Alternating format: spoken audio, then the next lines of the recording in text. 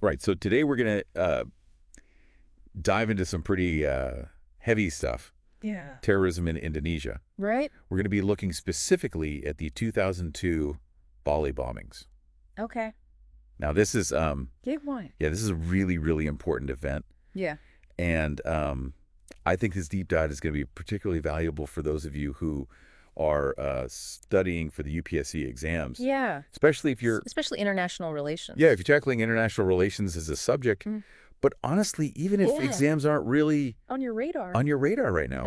I think understanding this event... It's a big global... Yeah, it sheds light on some really important global security issues. Absolutely. Affects all of us. Yeah. It affects all of us. So we've got some pretty gripping source material to work with today. We do. Excerpts that focus on the bombing itself. Yeah. The nature of suicide terrorism as a tactic. As a tactic. Then the role of al-Qaeda. Big one. Yeah. So it's a lot. It's heavy stuff. It is, but it's crucial, I think, to understanding what's going on. It's crucial to understanding what's going on. Yeah. And the thing that's... In this part of the world... I think what makes it even more... I guess, compelling, is that the Bali bombings, as horrific as they were, they weren't an isolated incident. Right. They fit into this... They're part of a pattern. Broader pattern of activity that really, I think, demands a closer look. Okay, so let's set the scene. Okay. It's late evening. All right. On October 12th, 2002, we're in Kuta, Bali. Busy place. Which is, this vibrant tourist hub. Packed with people. People are out enjoying the nightlife. Tourists everywhere. Yeah, and suddenly... Boom. 3 bombs detonate. 3 bombs. 2 of them. 2 near popular nightclubs. Yeah, near these really popular nightclubs. And then one in Denpasar. Right. The aftermath is... Devastating. Is absolutely devastating. 202 people are killed, including 88 Australians. Including 88 Australians. Yeah, that's... Which is just... a huge number. It's a staggering number. Yeah. It's a really chilling reminder of... the human cost. Yeah, the real human cost. Of terrorism. Well, terrorism, for sure. Yeah.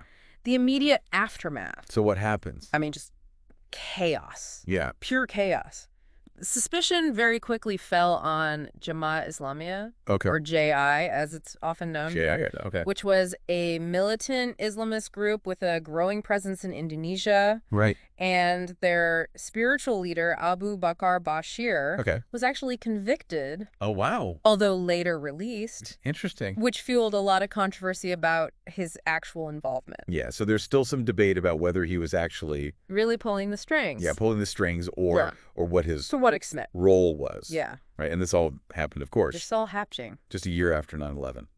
A year after 9/11. Right, so the global spotlight's already on terrorism. Absolutely. And the U.S. is... I mean, they're really keen to link... They want to link... JI to al-Qaeda. JI to al-Qaeda immediately. Yeah. Like the big bad. The big bad bogeyman. Yeah. But here's the interesting thing. Yeah. The evidence for direct al-Qaeda involvement in the Bali bombings is actually quite thin. Oh, really? Yeah. So... while JI was undoubtedly dangerous, their primary motivations seem to stem more from what we call this, religious nationalism, which is this blend of religious fervor and fervent Indonesian nationalism. Right. So it's not just about religion. It's also about this, like... It's about Indonesia. Yeah. It's about Indonesia. It's nationalistic fervor as well. Rather than a global Islamist agenda like al-Qaeda's. Right.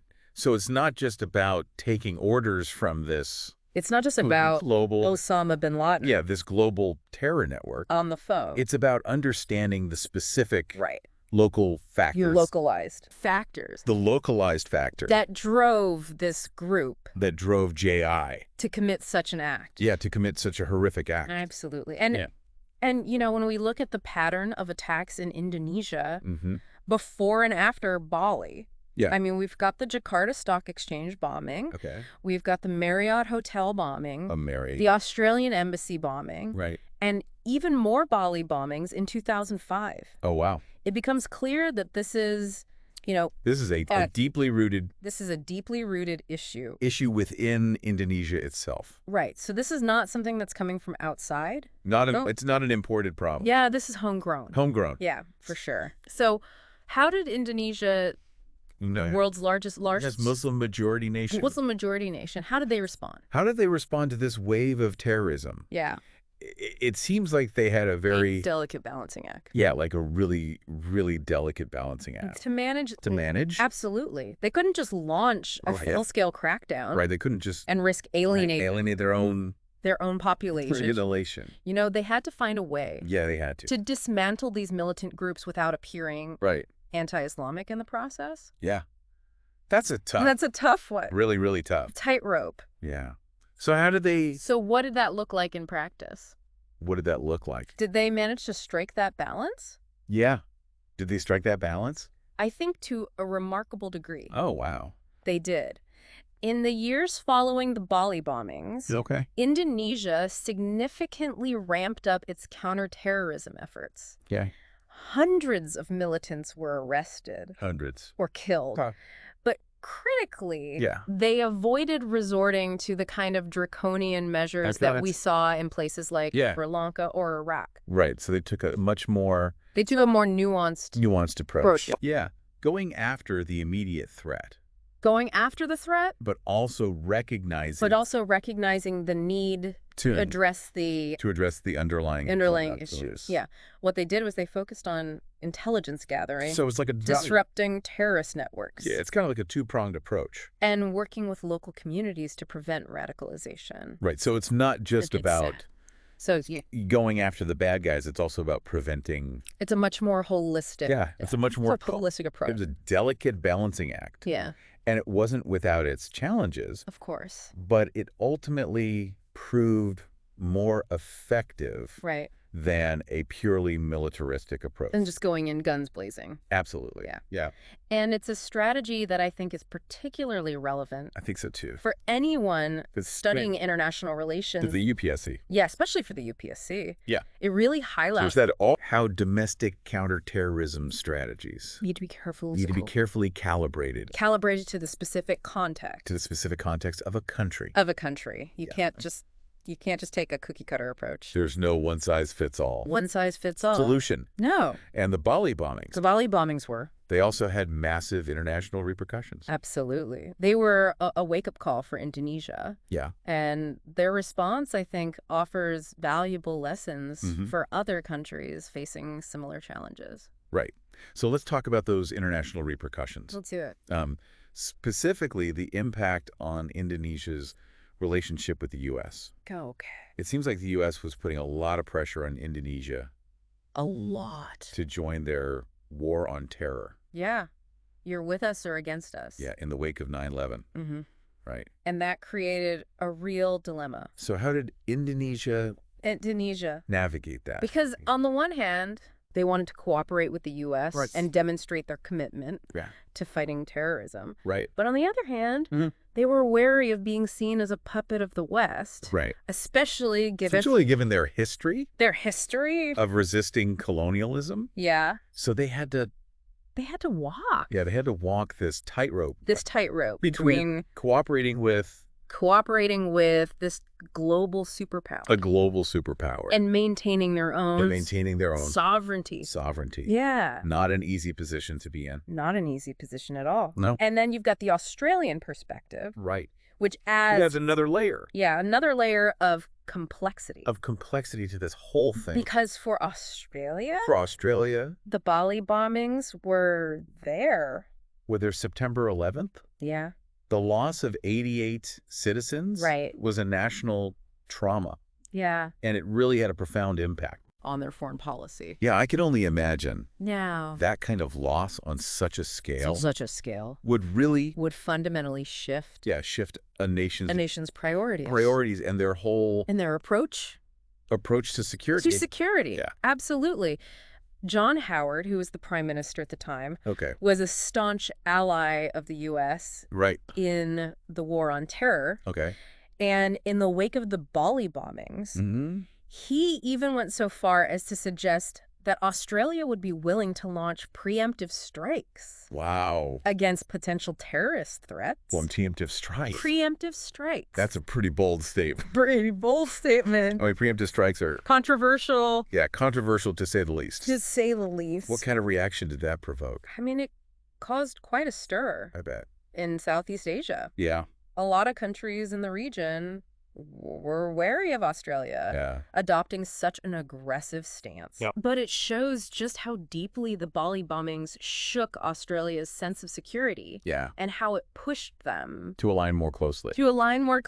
With the U.S. With the U.S. war on terror strategy. So we've got this really complex web of domestic and international factors we've got at play here. JI driven by this. Yeah, we've got JI. This potent mix. Driven by this religious and nationalistic fervor. Yeah, this potent mix of religious and nationalistic fervor. Carrying out attacks on Indonesian soil. Right. Then we've got the U.S. Yeah, eager to cast this. They're eager to cast this as part of their global war on terror narrative. Yeah, the global war on terror narrative. You got Australia. And then Australia grappling with their own grief. Yeah, their own grief and trying to prevent future attacks.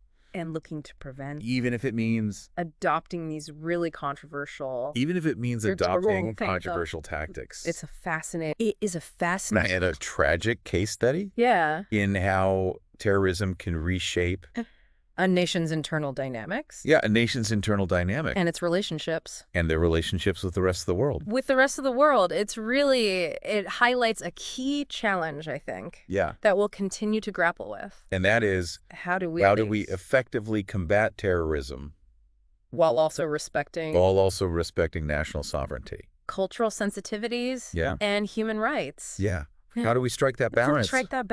Between security and freedom. These are questions. I think, that demand our attention. Yeah. Not just for those studying international relations, but for all of us. For all of us, for sure. Yeah. Absolutely. The Bali bombings really, I think, underscore the complexities of dealing with terrorism on a global scale. Yeah. And speaking of global, let's shift our focus now to al-Qaeda. Okay. Their origins, their evolution, and their impact on the world stage are essential to understanding this bigger picture. Yeah, it's amazing how al-Qaeda, this organization that started out as, a relatively small group of fighters during the Soviet-Afghan War in the 1980s, became synonymous with global terrorism. It's true. Their story is a wild one. It really is. And what's often overlooked is that al-Qaeda actually received support from the U.S. early on. Oh, really? Yeah, they were seen as allies in the fight against the Soviets in Afghanistan. Talk about strange bedfellows, right? Yeah. But, as we know, things changed drastically. They did. So how did this group, initially backed by the West, turn into a major adversary? Well, their leader, Osama bin Laden, had a complex journey. Okay. He came from a wealthy Saudi family, but became increasingly disillusioned with the West. Right. Especially after the 1991 Gulf War and the presence of U.S. troops in Saudi Arabia.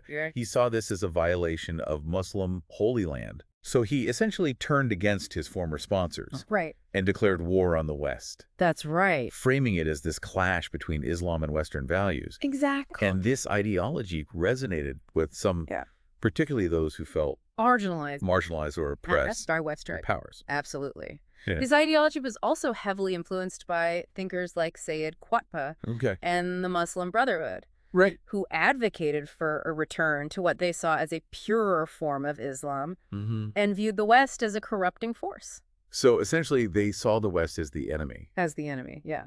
And tragically, this ideology fueled a series of horrific attacks. It did. We're talking about the 1993 World Trade Center bombing. Yeah. The 1998 U.S. Embassy bombings in Africa. Right. The attack on the USS Cole.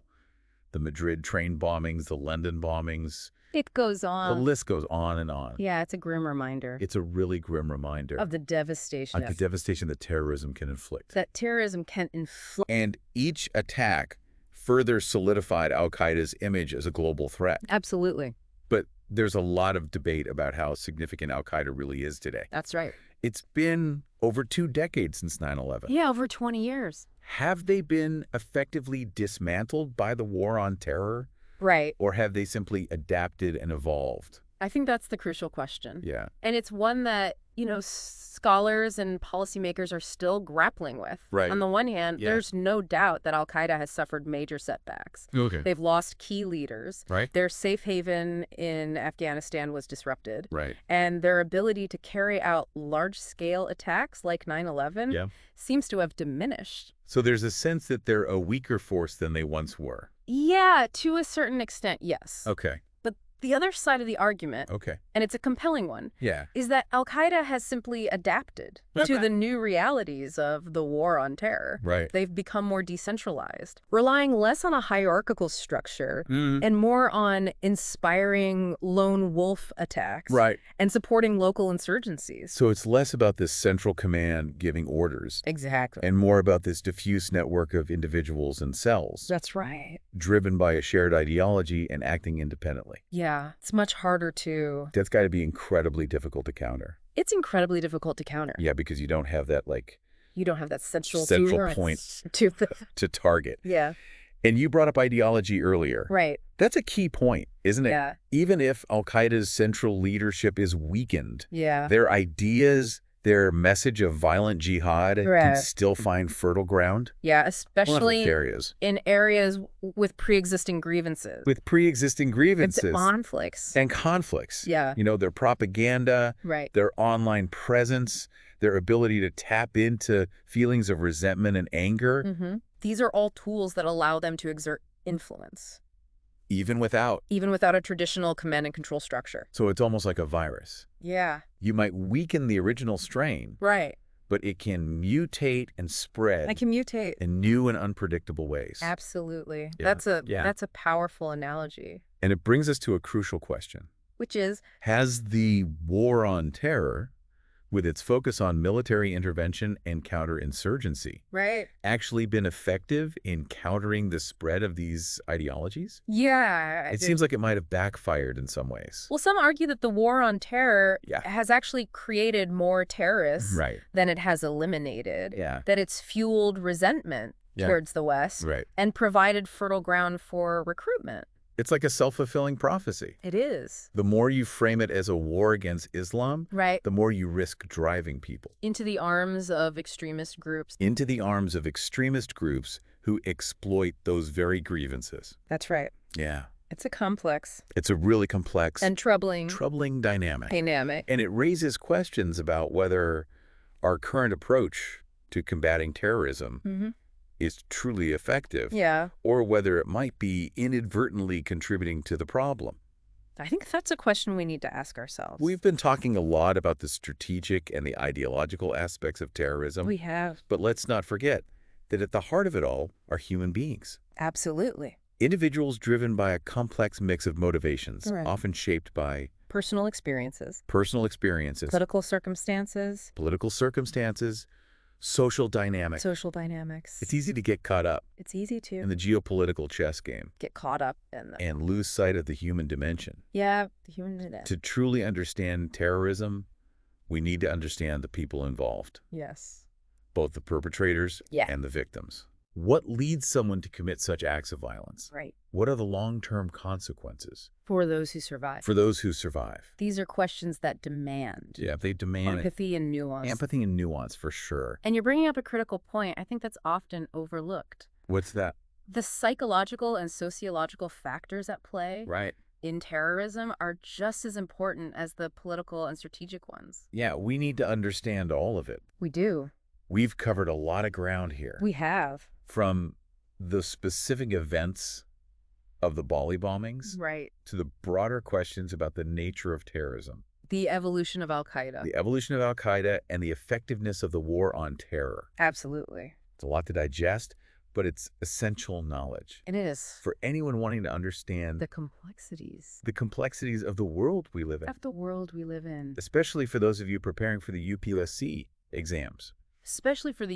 And what's particularly relevant for those exams is the ability to connect the dots. To see how seemingly disparate events and ideas are intertwined. Absolutely. The Bali bombings weren't just an isolated incident. Right. They were a product of this complex web of local, regional, and global forces. So it's like putting together a puzzle. It is. Each piece Each event, each actor contributes to the bigger picture. Contributes to the bigger picture. And the more pieces you have, the clearer the image becomes. Exactly. So now that we've examined this broader context, yeah, let's delve into, I think, one of the most disturbing and perplexing aspects of terrorism. Okay. Suicide terrorism. All right.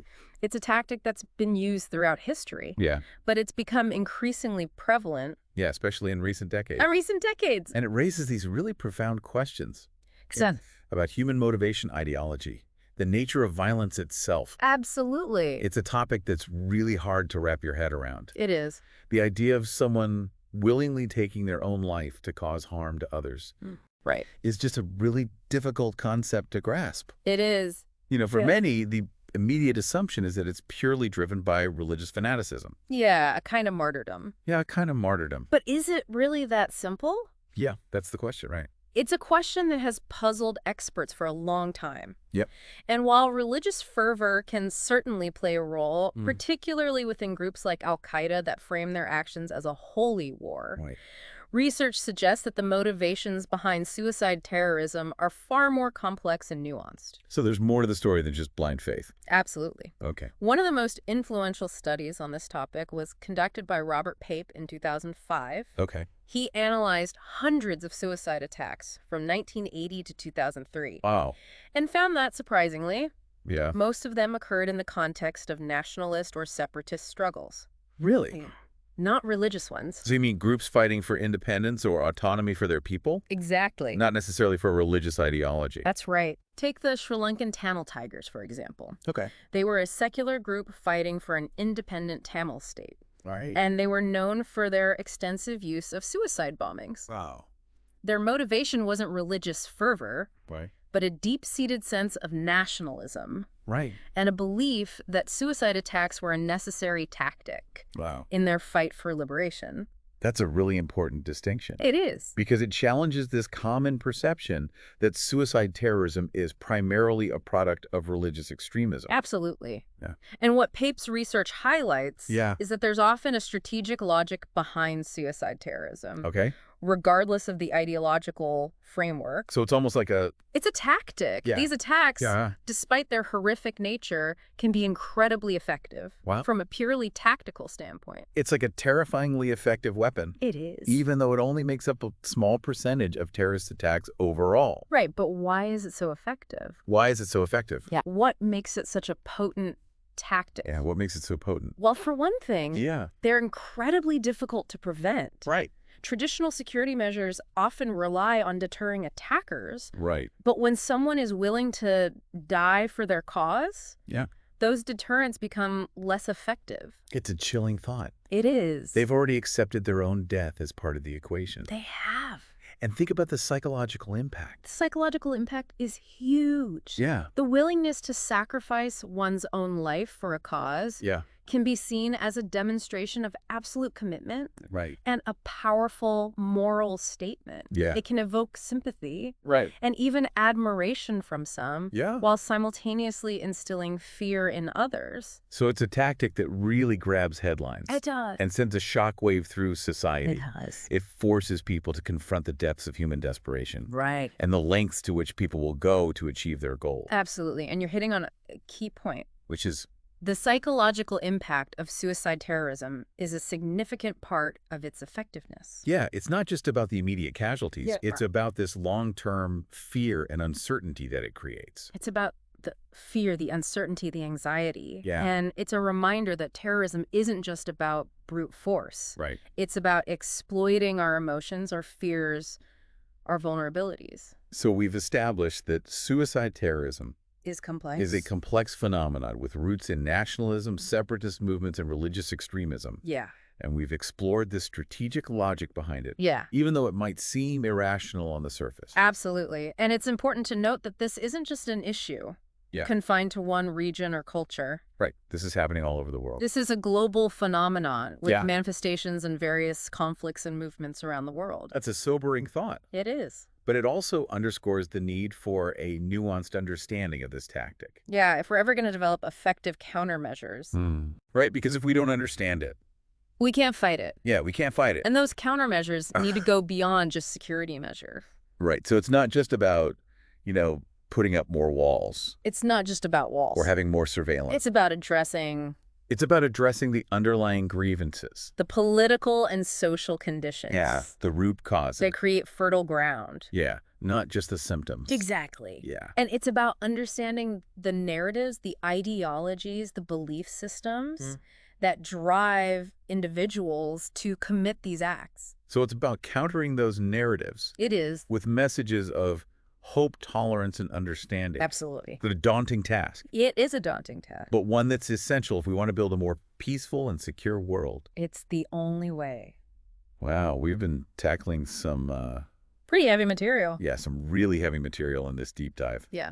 The horror of the Bali bombings, the unsettling logic of suicide terrorism, and the enduring challenge of al-Qaeda. Challenge of al-Qaeda. It's a lot to process. It is. But for those of you prepping for the UPSC exams, absolutely, this level of analysis is crucial. Yeah, I mean, the exam isn't about regurgitating facts. No, it's about demonstrating a deep understanding. Yeah, a deep understanding of these intricate global issues. Of how these things are all connected. Absolutely. And I think, the UPSC examiners, they're looking for candidates who can connect the dots, analyze different perspectives, and form their own well-informed opinions. Yeah.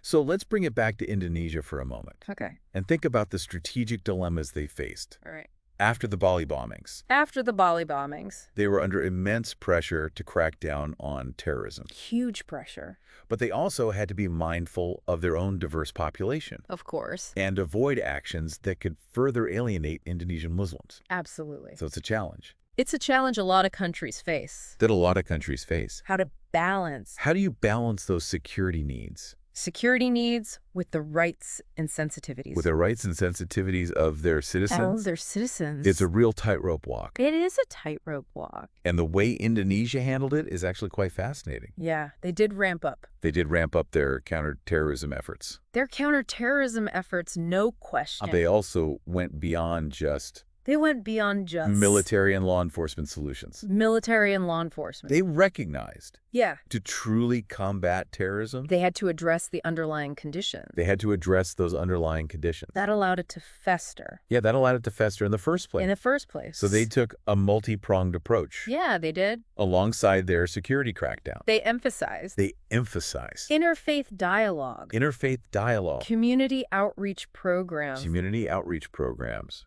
And even rehabilitation programs for former militants. So it was about trying to prevent radicalization from happening in the first place. Absolutely. Not just dealing with the aftermath. Not just dealing with the aftermath. So it was as much about winning hearts and minds as it was about dismantling terrorist networks. Yeah, it sounds like they were trying to address the ideological battleground. Yeah, not just the physical one. Not just the physical one. And that's a lesson that has relevance far beyond Indonesia. Yeah. Terrorism thrives on division, on fear, on the us versus them mentality. Right. So part of the solution has to be about building bridges, fostering understanding, and challenging the narratives that extremists use to recruit and radicalize. Yeah. It's about promoting tolerance, empathy, and a sense of shared humanity. Yeah, it's about pushing back against that simplistic clash of civilizations narrative. That we talked about earlier. Yeah. It's about recognizing that there's more that unites us. And divides us.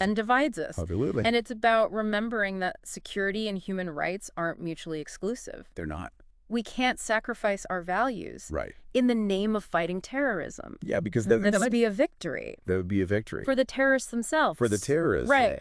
It's a delicate balance, no doubt. It is. But as we've seen from Indonesia's experience, it's a balance we need to strive for. We need to strive for that balance. And for those of you preparing for the UPSC exams, this is a key point to remember. Take notes. Examining real-world examples. Right. Like Indonesia's approach to counterterrorism can provide valuable insights.